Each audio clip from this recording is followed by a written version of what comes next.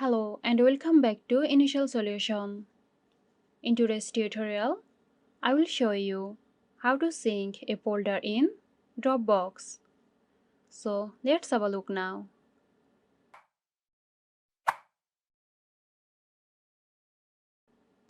Open File Explorer on your computer. Select the folder and right-click on it. Click on Move to Dropbox. Open the Dropbox folder. Now as you see, other files that are present in this folder are already synced. This small arrow indicates the automation of synced.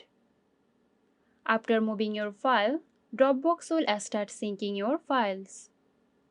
So that's it. Hope you found this tutorial helpful. Stay tuned for more helpful tutorials here at Initial Solution. This video is sponsored by Zerosoft. Zerosoft offers graphic design, UI UX design, digital marketing and web development. Elevate your brand with Zerosoft today. For more details, check the description box.